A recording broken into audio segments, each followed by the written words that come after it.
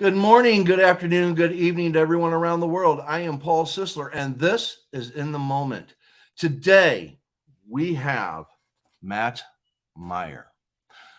Matt Meyer is an internationally noted historian, orator, and organizer who serves as Secretary General of the International Peace Research Association, the world's leading consortium of university based professors, scholars, students, and community leaders.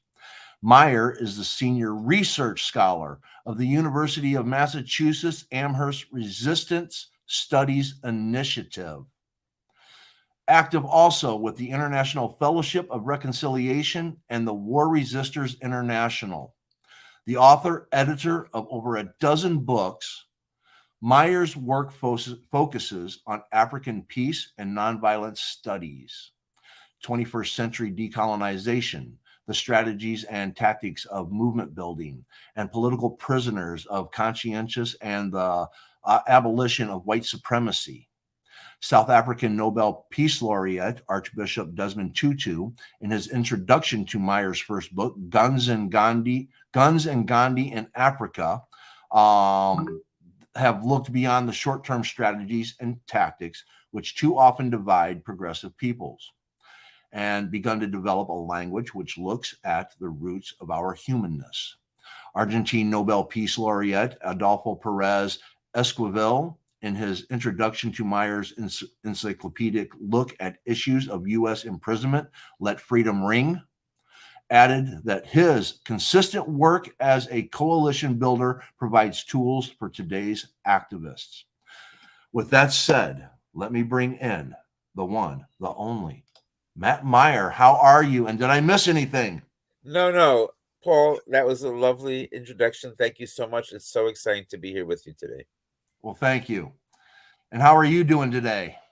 I'm well. It's a sort of lukewarm Monday here in New York City. Not too cold, not too hot, and like usual these days, we're not sure what climate it is or what season it is. We are just, thankful to have another bright day. Yes, yes. Now I'm down here in Southern California where it's a beautiful 63 degrees and it's a little overcasty today, but it's still gorgeous out. Walked the pup earlier today. Beautiful day. Loving it. So tell us a little bit more about yourself and your travels to Africa and Europe over the last year. So yes, I've been a New York-based third generation, U.S. citizen all my life, but my work is principally outside of the U.S. And I'm very proud to say that IPRA, the International Peace Research Association, is one of those peace and justice human rights organizations that really isn't U.S. centric and isn't Eurocentric. It's a truly international body that the vision of our founders about 75 years ago recognized that creating a big infrastructure and bureaucracy was not the best thing to do, was not conducive to the work for peace and human rights that is our focus. And so rather, they created a very tiny infrastructure and a board and council that is based majority global south. So our council has been made up for a long time with 4 representatives, 2 men and 2 women from Africa, 4 from Asia Pacific, 4 from Latin America, 4 from Europe, and 4 from North America, which means when you put them all together, majority global south. And that's really the way international organizations, in my mind, should be built. But so many have a top-heavy European or U.S. focus, and I'm happy that we do not. It was therefore a little bit of I don't know if it was a fluke or it was a little unusual when some years ago the organization voted this white guy from New York to be their Secretary General. And it's been an honor to serve in that position since the beginning of 2018. We're term limited, so my term will be up one of these days, but I'll still, of course, play an active role in building this global coalition of scholars, students, and activists. And, because my first years, because most of my work, as you read, is in Pan-African focused work.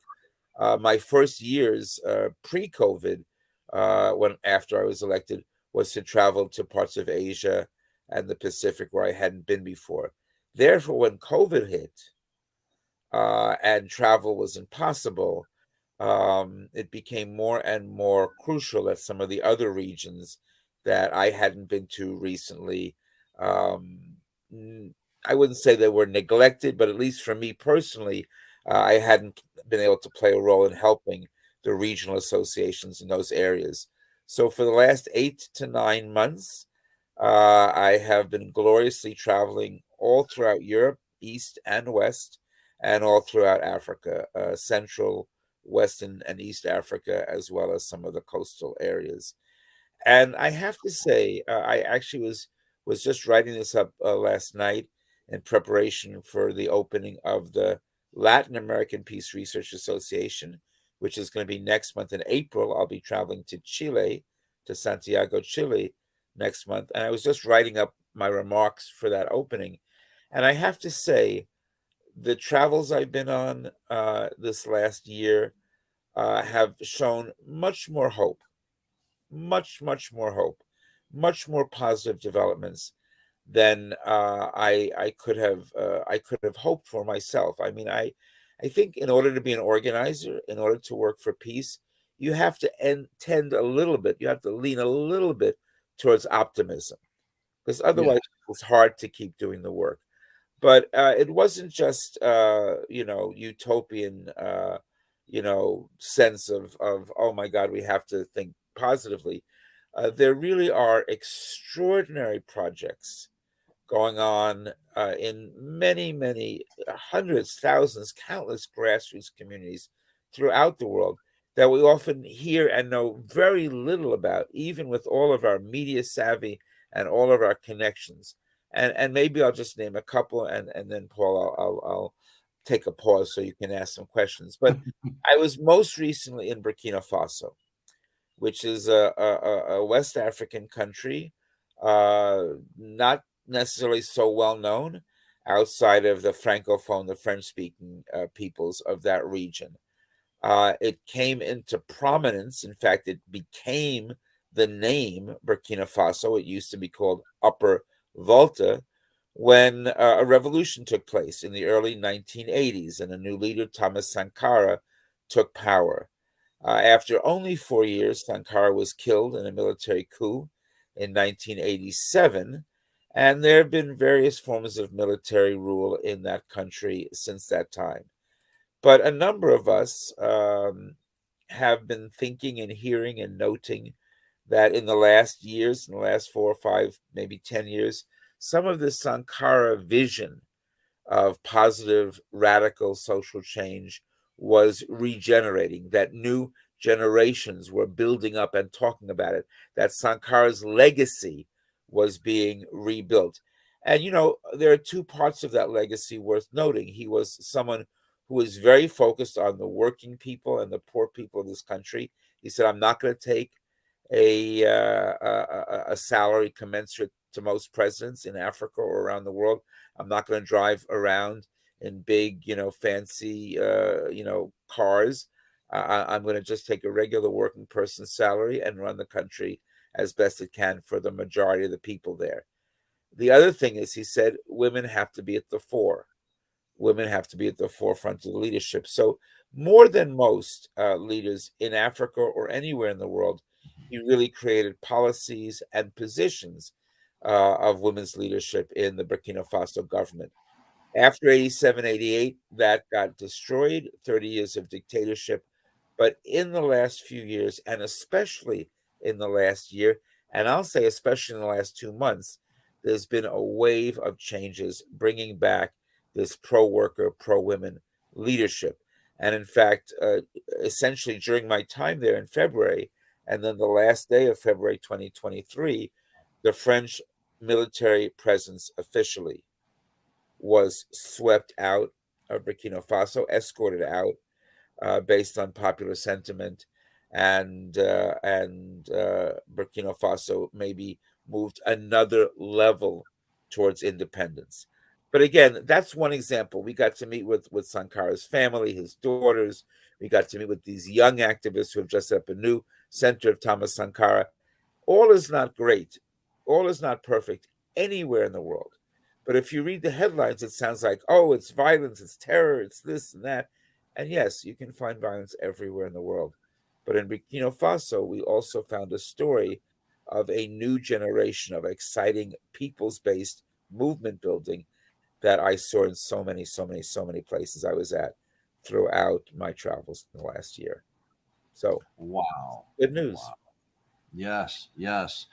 Now I know I watch a lot of different things on like I get a lot more of my news from different YouTube segments from across the world and all that. Like World is One News, which is a India based news network, and even they cover a lot of the things that are going on in Africa that we in the United States, of course, we don't put that stuff out there because we don't want people to know what's going on, you know, in this country. We, again, the mentality of the United States is the one and only.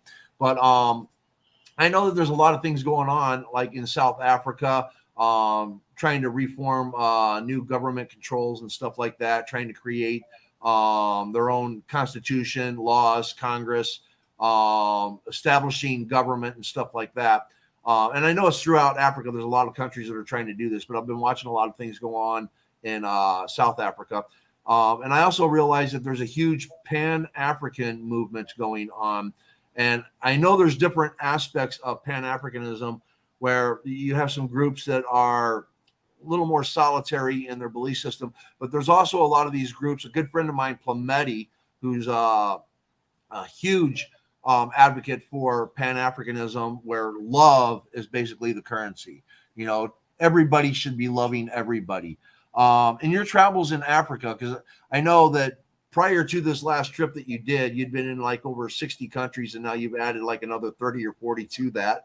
How much travels and how much work did you do in relation to Pan Africanism in relation to the forming of governments? Yeah. Okay. Wow. There's a lot of questions in that question, and a large part of my heart is in South Africa still. I did a lot of work during apartheid, at the end of apartheid, mainly from outside, and then post apartheid South Africa. But the Pan Africanist piece is key. The love piece is key, and I'll try to talk about a few of those things. So I'm going to start with a. I'm going to start in Tanzania.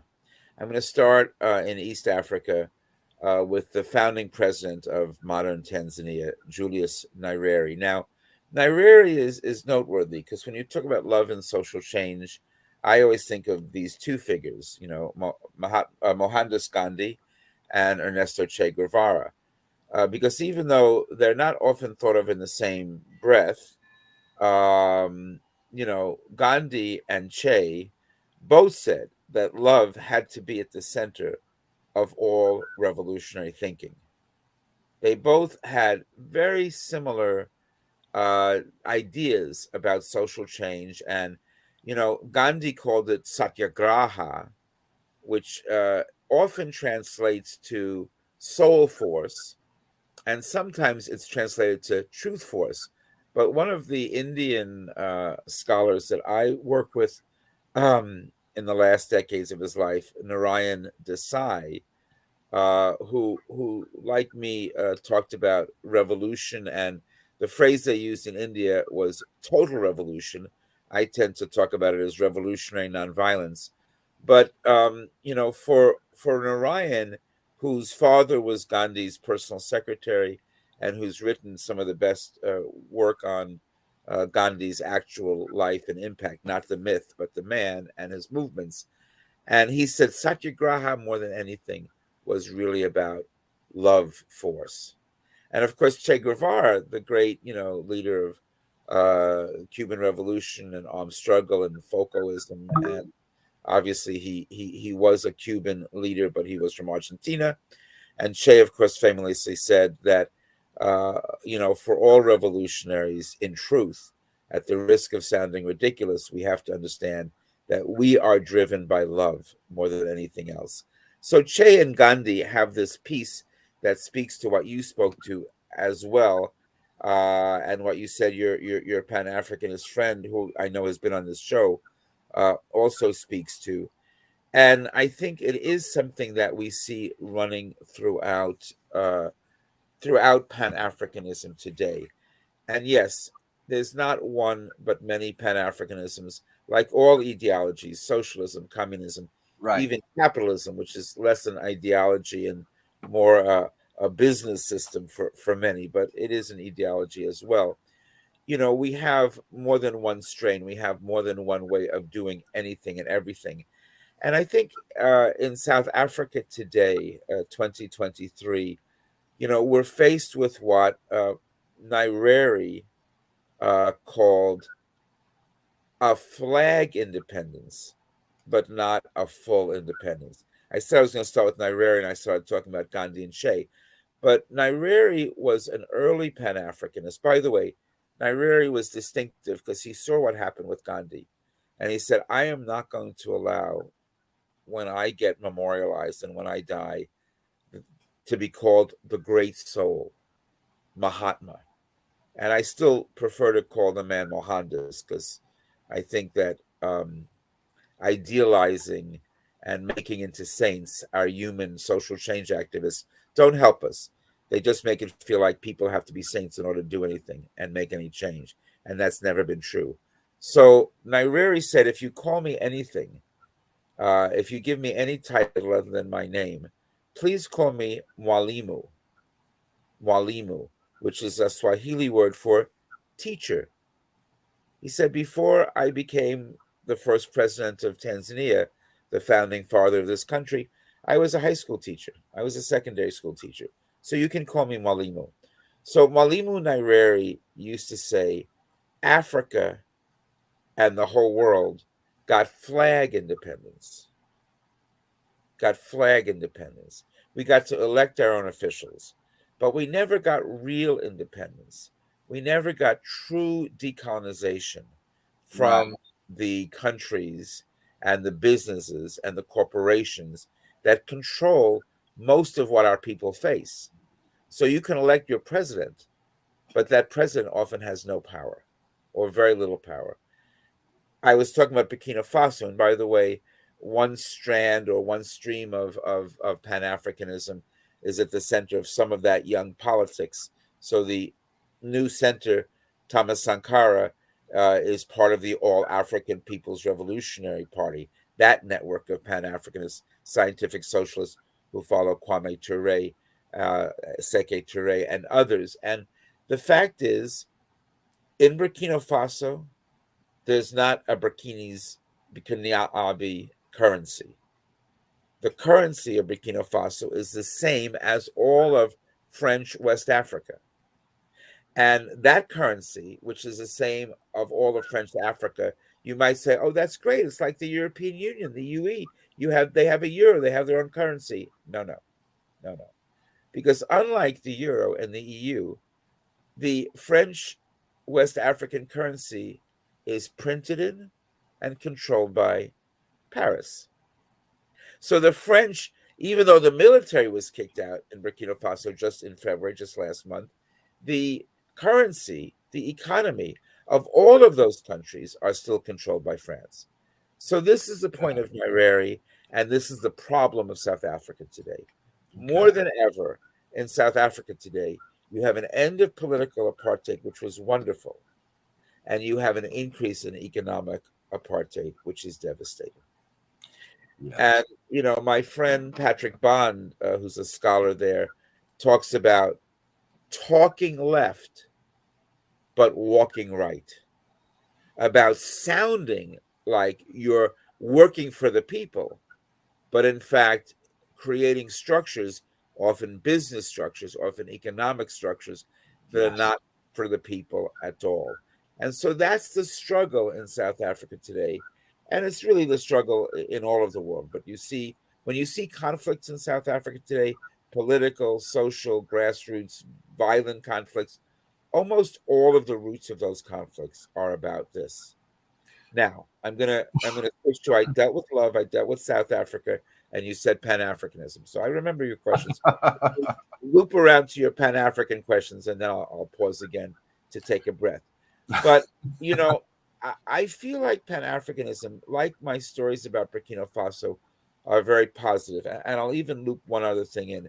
For those people who are really careful observers of you, Paul, and of this wonderful show, you'll note that the advertising you did for this show doesn't mention Burkina Faso. It does mention South Sudan, Juba, and Cape Verde. So I'm going to say briefly, uh, it was in South Sudan in November of last year, 2022, that we had not one, not two, but three gatherings in the course of the month, one flowing from the other. They were not the same, but they were interconnected, of different types of Pan Africanists and different types of international allies from throughout the continent and throughout the world, who are beginning to talk to one another about how we can better network together despite ideological differences or geographic differences, linguistic differences, or sociocultural differences, how we can unite,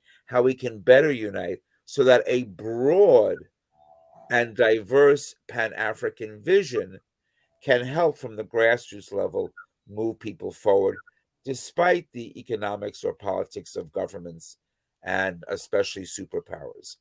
And it was another example of this hopeful moment. It was glorious because we had groups like the Catholic networks of Pax Christi, or there's a network of Catholic university schools that actually has their president based in Tanzania, peace studies programs at colleges throughout the continent.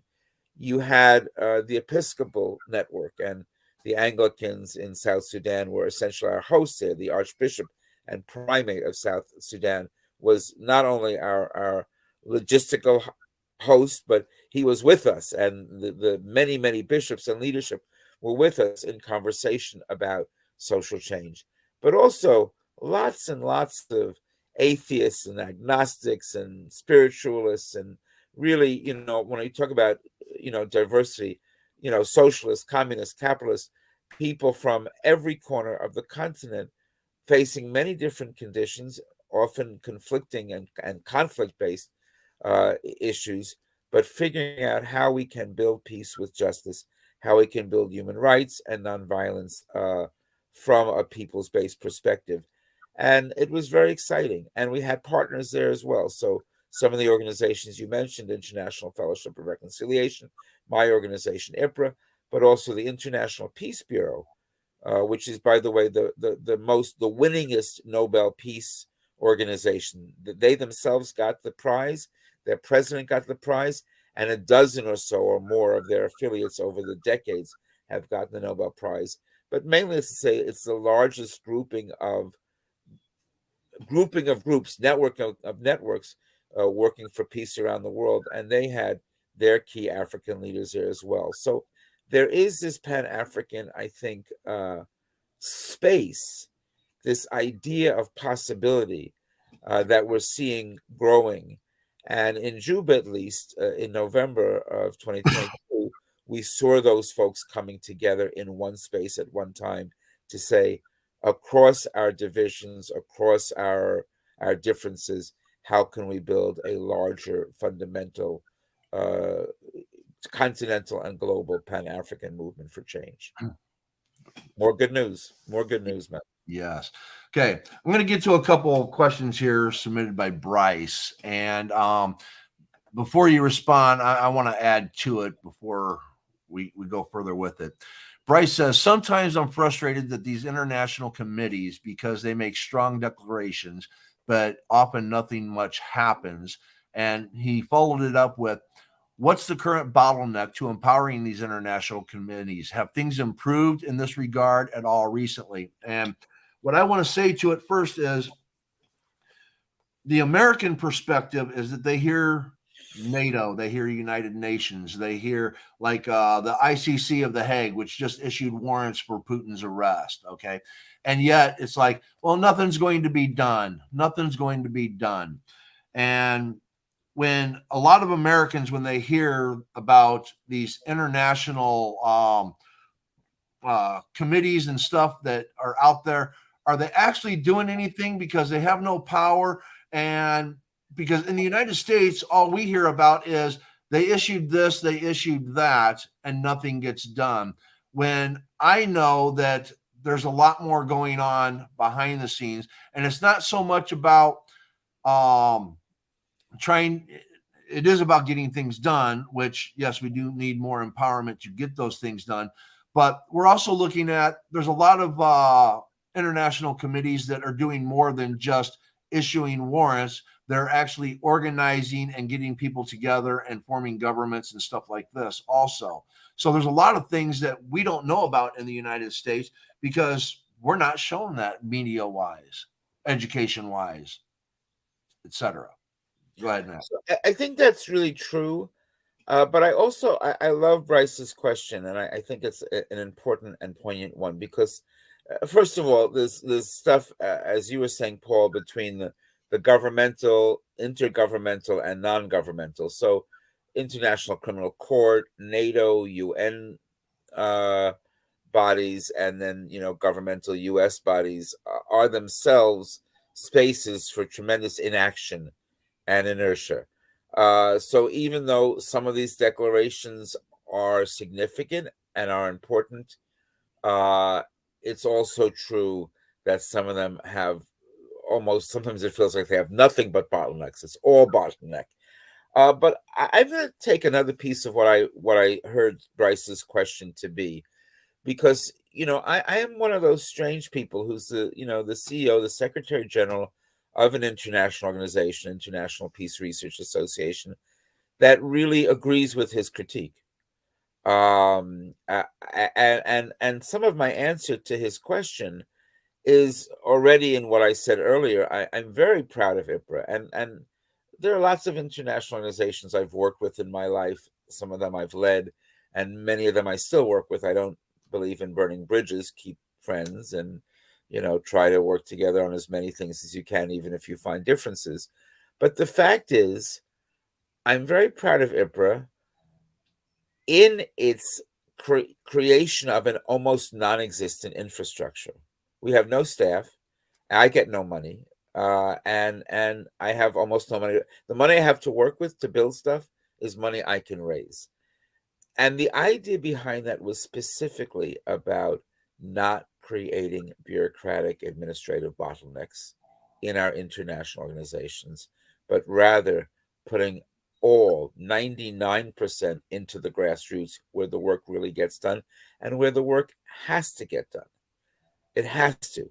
No declaration, no policy, no project, even a successful project done at the international level purely is going to effectively support the grassroots as much as projects that come from the bottom up.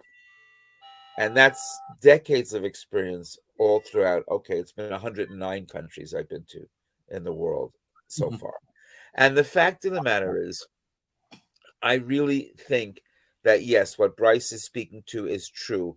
We become international organizations, and some national and regional organizations become great at writing manifestos and creating declarations and even occasionally creating ideas for projects that never get off the ground. Heck, my organization is an academic one. We're great at writing books. We can produce books all year long. But, many of the scholars, I have to say, and we are marked by being a group of scholars who's also interested in social change and activism. So we're academic activists. We have a foot in both worlds. And a growing number of my colleagues are saying, and I'm proud of them for this, they're saying, do we really need another book on that subject? Is that, if we produce that book, how is that actually going to help people? How is it actually going to help people on the ground? Is it going to? What can we do? So I think these questions are the key questions. We don't have all the answers to them. Let's be clear. But again, just reflecting on Bryce's question, the best news of my travels is not we're also often good. And I said I was going to Chile, on the screen, in the bottom of the screen, in addition to my LinkedIn and Twitter, there's also this website, IPRA2023.org. That's going to be our major biennial conference happening in May, middle May 2023, in Trinidad. And we're great at doing these conferences, and the conferences are great. If people can come, if not, there'll be information on the website about how you can join in virtually. But the fact of the matter is, events are lovely, but often you can go from one event and then the next event a year later or 2 years later, and that's it. It's just event to event to event. And that's not going to change the world the way we need it to either. Right. So the key is not just to create better events or write better manifestos or produce even better books. The key is to understand that at the international and even regional level, the work is not as central as empowering local people on the ground, on the front lines, to build their own alternative institutions, whatever they need. And it's going to be slightly different in every place. Is it a school? Is it a hospital? Is it a community center? Are you building for an alternate election because your local leaders, so-called representatives, aren't representing you? Do you need to create an economic structure? In Venezuela, which is, both filled with revolutionary fervor, even echoing from the days of Hugo Chavez and the Bolivarian experiments to unite the peoples of that entire region of the world. With all of the U.S. Blockades and economic restrictions and embargoes, money became scarce and difficult, paper money.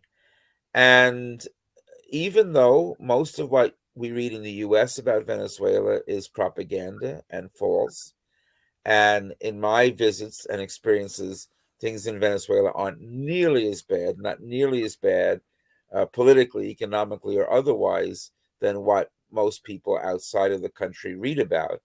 On the other hand, there was an issue of cash flow and money. People weren't starving, but it was an issue.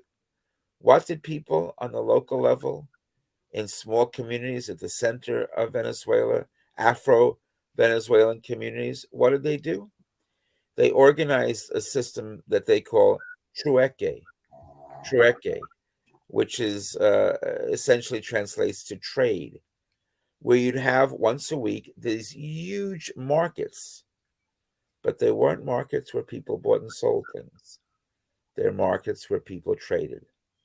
These farmers produced those things.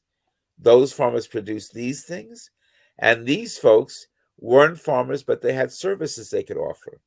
And everyone figured out what they had, what they needed, and how they could put those needs and those products together in a bartering system that had nothing to do with the cash money that wasn't really about their lives. No one eats cash money. No one builds houses on cash money. So trueque was a very grassroots and extremely effective method of dealing with the international monetary system versus the local needs. I'll give another example. One of the projects I'm involved with from an international coordination level and solidarity level, but that is really looking at grassroots, is bringing together into conversation. And frankly, we've done it via virtual media. It hasn't mainly been in-person meetings in this case.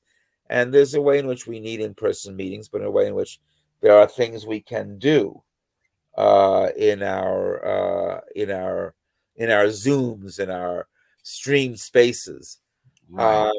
But 8 groupings, and this is not the whole of the world, but 8 groupings of people who are still direct colonies, who are still under direct colonial rule, and not from one part or another part of the world, not from one ideological or another ideological group in the world, but the common theme of being under direct colonial control brought together 8 peoples who began sharing their experiences, not yet sharing their resources. Again, there's not much in-person thing and geographically continents apart, but sharing strategies and tactics of what was effective in surviving and thriving at this moment in history. So the Occupied Peoples Forum, which includes people from Puerto Rico, colonized by the US, and Right. Palestine, colonized by Israel, a Jewish state, Tibet, colonized by China, and Kashmir, colonized by India, Kurdistan, Rojava, Western Papua, and Western Sahara, colonized by Morocco, a Muslim country, and Amazonia, and I'm trying to think if I've left any of the 8 out, but you get the sense here that these are diverse peoples under different conditions of colonialism. But nonetheless, the idea was, since they're facing a similar issue, a similar problem, a similar dynamic, that sharing what's been effective on the frontline levels, on the grassroots levels, on the community levels for each of these people to provide insights to the others about how to survive and thrive in 2023 and beyond. So I think that's the answer to Bryce's question. We have to build a world, we have to build social change movements that may get support and solidarity, and maybe in the case of this broadcast of your work, Paul, a little bit of information in Yes. places that don't usually have them. But the actual work's not going to come from the international centers. The work is going to come from the grassroots. Right. Definitely. Definitely. I just watched a video yesterday. This zip plane, they have these drones. It's in Rwanda, and these drones they ship blood and medicine to hospitals and stuff. And this survivor, um, as a kid growing up, started creating these things and ended up creating these drones that they would shoot out, and it goes like 150 kilometers out. So a hospital that's like 4 hours away in like 20 minutes can get, type O blood that will save a person. And it's like they also have a local thing where the drone flies up in the air and it drops down this little package via a zip line. And they built this out of nothing. And when they first started it, I mean, literally, they had fishing poles set up to catch the drone when it was coming back with a line across it.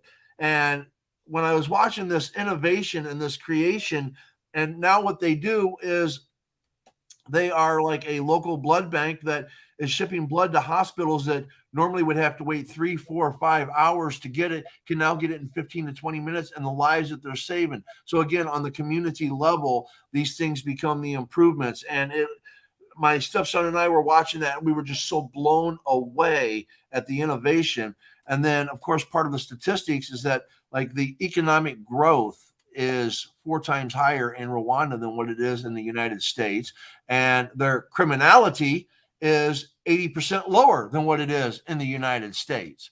So they're obviously doing something right over there, where here we're running the same wrong things and we're reverting and going backwards in time. I mean, just like when what first introduced me to you is when I came across the tribunal 2021, where the United States was found guilty on 5 counts of genocide. Nobody knows about this. Nobody knows about it. It never hit the media. Well, of course it wouldn't, because that would be against the United States, and we don't want people to know about that. Yeah, no, I love the examples you gave, and I think there are so many levels in which they cut across misinformation and confusion.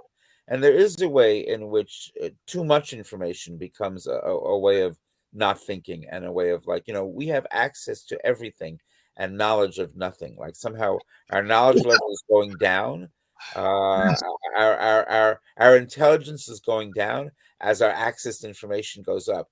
It shouldn't be that way, but it does seem like that's what's happening. But yeah, I mean, when people think of Rwanda, they think, for understandable reasons, of genocide. Mm-hmm. and they think of war and horror, and yes, it's been some years, but the movie Hotel Rwanda was a great movie Excellent. in some ways, and the issue of the Rwandan genocide, was and still is an extraordinary, great tragedy. But it's as if we have these places and spaces frozen in time. We have the Holocaust, we have the Rwandan genocide, and then we have no sense of what goes on, next door. So I think the significance of the 2021 International Tribunal on U.S. human rights abuses against Black, Brown, and Indigenous peoples was a really important space to shine the spotlight where often things are very, very intentionally kept hidden, kept in Right. the dark. And the idea that not just during the Middle Passage, not just during the slave times, not just in 1776 at the founding, but throughout the history of the US, and most importantly, throughout the current US, there are policies which, when looked at from an international human rights lens, from international definitions, end up being ongoing acts of genocide. And so, what the 2021 tribunal did echoed what the great sociologist, the father of modern sociology, Dr. W.E.B. Du Bois, did 70, now 71, 72 years ago, what the great scholar and actor and musician Paul Robeson did when they said, we charge genocide. This was 1951. And it was charges from African American, from Black US leaders saying that there's genocide that's going on in the Black community in the US, perpetrated and supported by the US government. Now, this is 51. This is before the rise of what we call the civil rights movement, like Right. Vincent Harding, who worked very closely with Dr. Martin Luther King, called the Southern based, Black led U.S. freedom movement. He said civil rights was a name given to us by others. But even since the 50s, we talk about I have a dream as if it's this sort of dreaming idea, but 63 in Washington, when King uttered those words and many other people gave speeches, the part of that speech that's not quoted as often is, we've come to claim a check that the US owes us, that when we've tried to claim before, it's been marked insufficient funds. The promise of freedom, the promise of freedom has never been fully granted. So we looked at those 1951 charges of genocide. And then we looked at what Minister Malcolm X talked about and was building for in the last years of his life, when the Pan-African movement was at its early stages and countries were getting independence. Yes, maybe only flag independence, but independence nonetheless. And Right. they formed something called the Organization of African Unity. Now it's known as the African Union, the AU. And Minister Malcolm El Hajj Malik El Shabazz, in kind and in keeping with that Pan African ideal and understanding the importance of Blacks in the US as key parts of it, formed the Organization of Afro American Unity, the OAAU, to build on these ideas that the US could not judge itself. There's a great logic to that, right? The Yes. U.S. could not, just the way, you say if you're a lawyer defending yourself in court, you have a fool for your client. The doctors, the medical ethic that you can't operate on a member of your own immediate family. So the U.S. could not judge itself in terms of its human rights issues and abuses against its own people. So the OAAU And Minister Malcolm said, and others around him, we have to take the U.S. into the international arena. It's not a civil rights issue, it's an international human rights issue. Yes. The U.S. has to be brought before a world court, before an international tribunal of international accredited scholars and leaders to say what is happening in that country around Black, around African, around Indigenous peoples. And so, from picking up from W.B. Du Bois, picking up from Minister Malcolm in 2021, a group of us, a group organized by something called the Spirit of Mandela Coalition. Spirit of Mandela Coalition. And that is also a website that people can look at. Simply the words Spirit of Mandela, all strung together, spiritofmandela.org. And the fact of the matter is, we put together, or we help see an assemblage of 9 internationally accredited jurists, a member of parliament from South Africa, Spirit of Mandela. We actually had Nelson and Winnie Mandela's daughter provide a message that opened the tribunal. A leader of the United Nations Permanent Forum on the People of African Descent. Leaders of this group I just spoke of, the International Peace Bureau, the most Nobel Peace Prize winningest organization in the history of the Nobel Peace Prize. So we had this international grouping, these scholars who were experts in issues of genocide, experts in issues of minority rights, experts in issues of, human rights in general. And they listened to days and days of testimony from people all around the United States talking about 5 counts. 5 counts that were assembled by a team of lawyers saying, this is what we understand to be the nature of the U.S. government historically and today. So they looked at the question of police brutality and police violence. Yeah. They looked at the Bring that issue. up real quick. There we go. Oh, and this is the indictment. They looked at issues of mass incarceration and the whole question of the prison industrial complex as a site where slavery continues in some ways. They looked at the 3rd count on the issue of political prisoners. They looked at the 4th count in terms of environmental racism. And they looked at the 5th count in terms of health and health services. I think I inverted the 4th and the 5th, but 5 counts. No, you had them in order. You were correct. Sometimes I mix them up, but those were the 5 counts. And as the screen now shows, the independent panel of international jurists found the U.S. guilty on all 5 counts. So we're now in a situation since the end of 2021 where the U.S. has been found guilty of genocide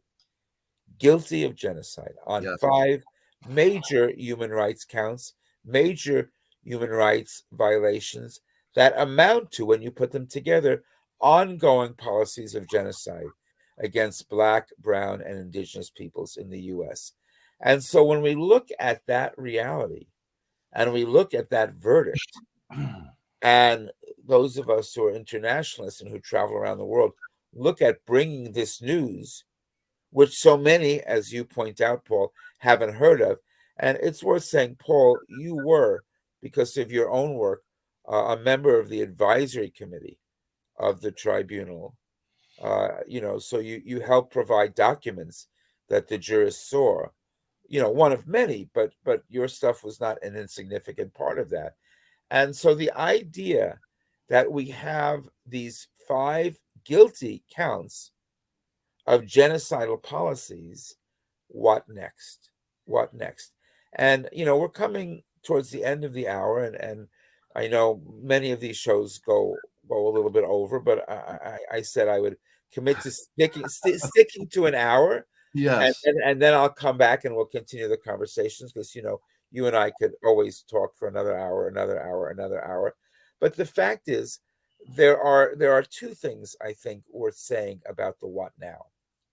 One of them is on the international level, we're going to keep reminding folks, informing folks, telling folks at every forum we go to, at every conference we go to, about this guilty verdict and about the way the U.S. needs to be looked at in international human rights legal context. So, for example, in South Sudan, we met with one of the great leaders of the South Sudanese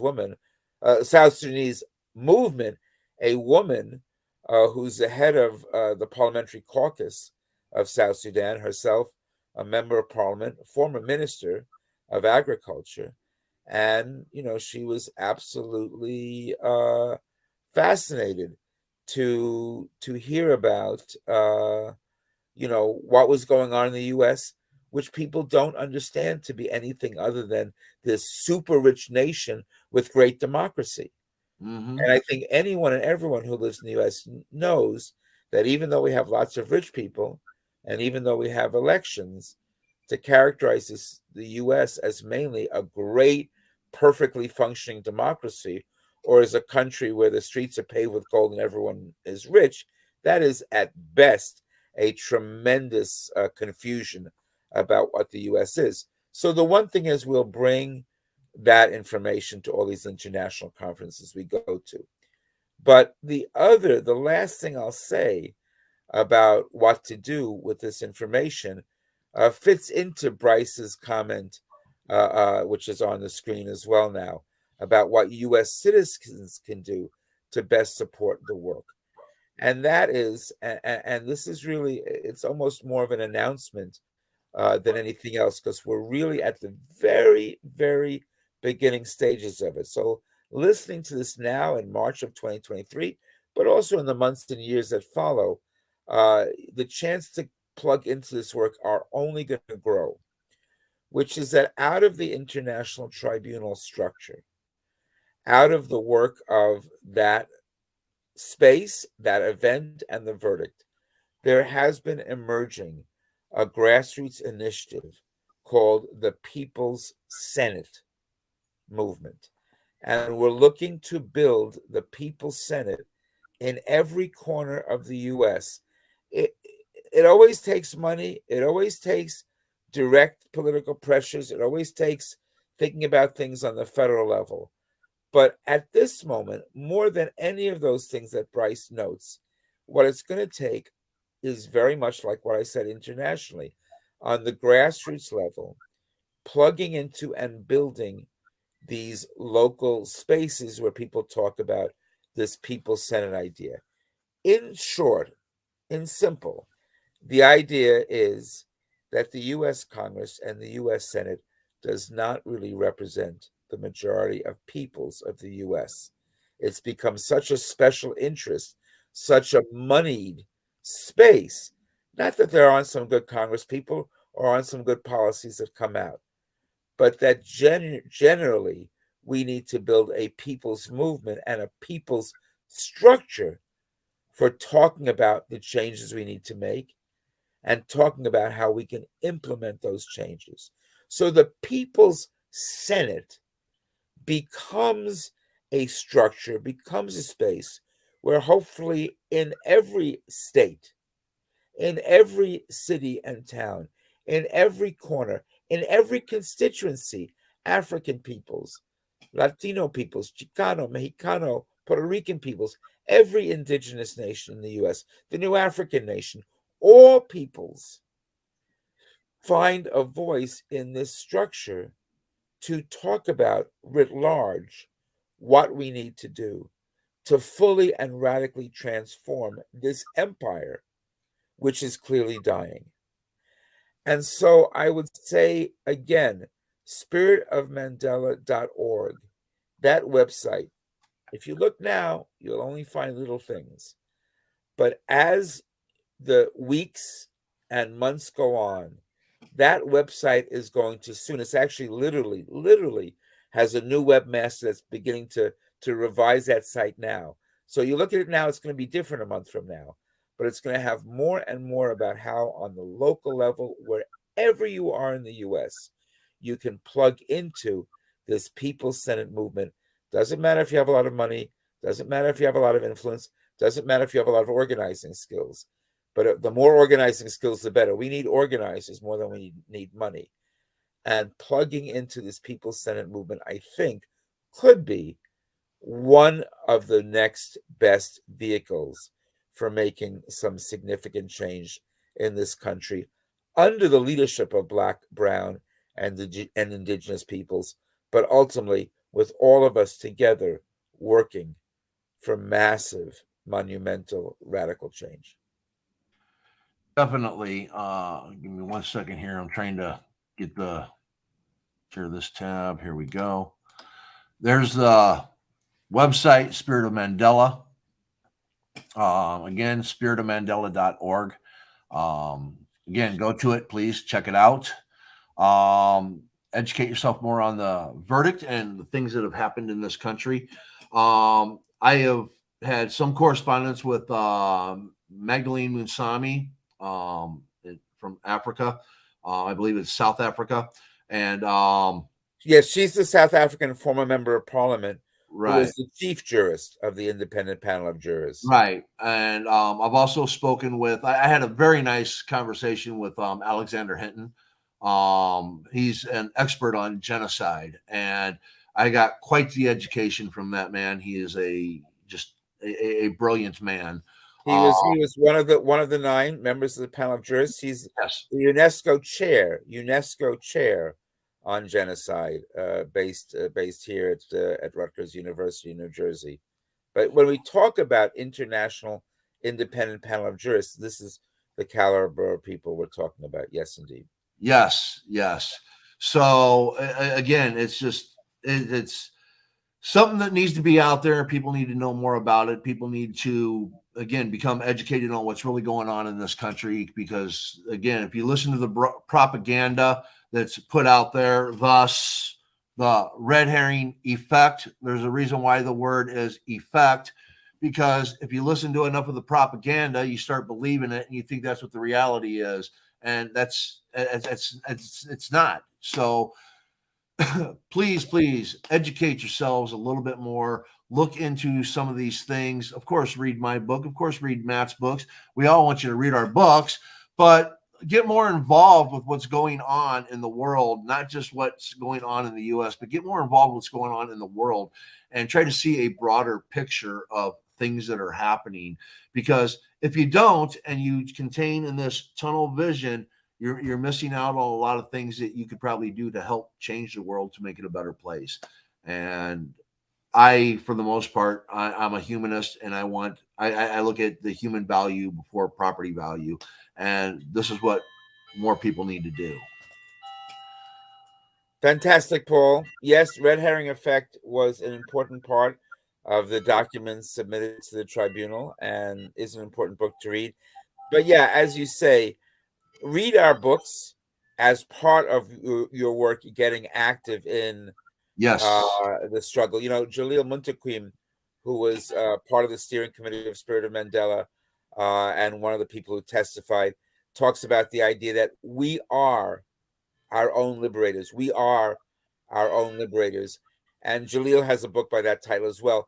But these books are meant to be aids, to be supplements, as you carry them with you along with getting active and getting organized. Kwame Ture, Stokely Carmichael, one of the great Pan-African leaders, says there are 3 things you need to do if you do anything in this world: organize, organize, organize. And those 3 things are what we're all about if we're going to see any positive things happen in our lives, any positive things to actually make social change. So we've got to organize. And if the books help along that path, help us become better organizers, then so be it. But get involved. And I look forward to hearing from people who say, oh, yeah, I heard you on Paul's show, And then I got involved in the People's Senate movement, and the rest is history. There you go. There you go. Matt, thank you again for coming on here. I greatly appreciate it. Very informative, very educational. We're definitely going to have to do this again. Definitely. All right, Paul, a pleasure. Anytime. Keep up the good All right. work. Don't take off yet.